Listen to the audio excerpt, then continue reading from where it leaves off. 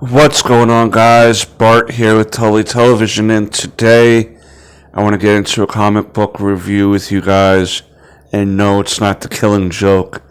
It just happens to be a new poster for the background that I usually have. I usually have the Rocky pictures here, and there's some of them now. The Pops. I have the other Joker poster there too, but yeah, new background, guys. And if I can remember to link Tully Television to the Moon shirt here on Bonfire, I'll try to remember to link that down below. Too, if you want to help support the channel,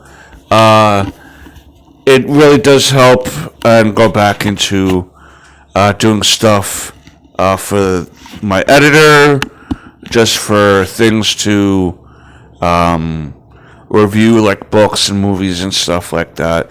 Everything goes back into the channel and helping out my editor. So if I can remember, go check it out. Buy yourself a Tully Television shirt. But today, I wanted to get into this comic book here called Owlgirls. Okay. Put out by Red Anvil Comic Books. And here's the back here. The issue's entitled Stranger Days. The story is by Robert J. Sodaro. The art is by Rachel Aragano. Aragno. And Dave Ryan. Graphics are also done by Dave Ryan. The cover is done by Rachel Aragano. And basically, this issue came out a long time ago. There seems to only be one issue of this at the time. And I'm trying to remember when this was actually printed out, but this was initially a Kickstarter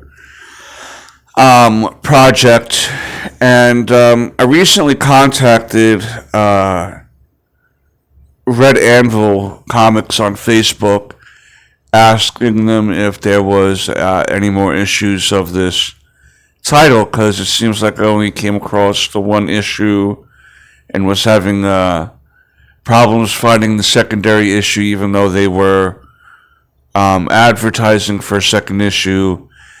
According to the person I spoke to, they did put together the second issue, but they never published it. Because the woman who was attached to this project wound up leaving and being hired by Dark Horse, which, again, from what this person was telling me, they pitched this idea to Dark Horse, and they rejected it, but they wound up hiring her anyway. That they were initially complaining about the artwork, but they hired her because of her artwork, which was like, they just wanted her and not necessarily the title, which is fine. But we kind of open up with a version of Manhattan here, and it's, because obviously we don't have humanoid owls walking around, but they go back. It seems like it's like from the 40s, and they show you the Cotton Club, Hell's Kitchen, other New York City landmarks, landscapes there, and then we see at this mortuary here, Jebediah's mortuary, vehicle pulls up with some guests here. I'm sorry, my nose was a little stuffy there. And one of these ladies happened to have dropped something, and this young man, Giuseppe, comes and helps her out, picking up her stuff. As we kind of start seeing a little bit of how they look. When they're outside, they are covering their faces for obvious reasons. And then we got a few pages in the full reveal of the three sisters.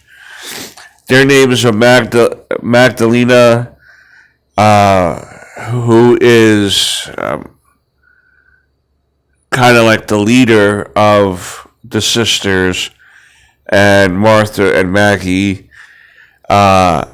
Jebediah runs the mortuary here, and he has a young apprentice, so to speak, by the name of Enrico.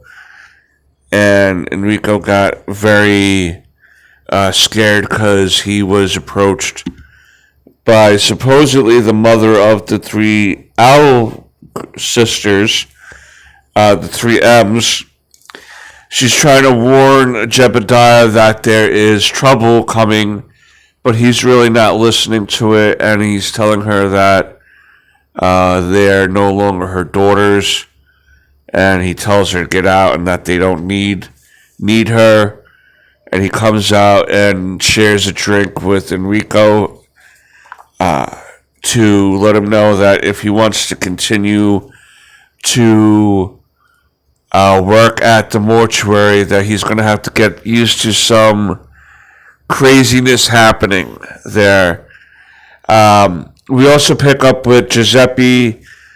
We're initially thinking that he's trying to be possibly a peeping Tom here to one of the Owl sisters, which Giuseppe looks like he's about 12 or 13 in this issue. So I think even a grown man, if it was a peeping Tom situation, would also be interested in an owl that how do they call it, anamorphic animal, where it has the traits and personalities of people and stuff like that. Animals, they're walking on their hind legs and they're drinking Starbucks, and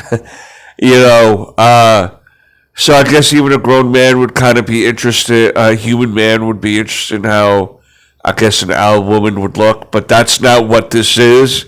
He asks her for her help, and it seems like his sibling here, kid sister maybe, or kid brother, seems to have been having issues relaxing, so he brought the sister here, one of the sisters here, to calm the child down. When she comes back, the other sisters are upset because they're not supposed to be outside really being viewed by anybody. That's the whole point of them being secretly escorted to Jebediah's mortuary. And here she is trying to go out and help save people, which is fine. But Jebediah and the rest of the other two sisters here and stuff are really just reminding her of the dangers that are involved, and that he's given the crap because he cares for Magdalena, and he doesn't want, and through extension her sisters, he doesn't want to see her sisters get hurt, because then by extension she gets hurt, and he doesn't want to see her getting hurt. The mother, again, obviously some sort of powers and some sort of manipulation powers and stuff like that, because she just appears in and out of anywhere she wants to, and she's trying to warn the sisters again about trouble.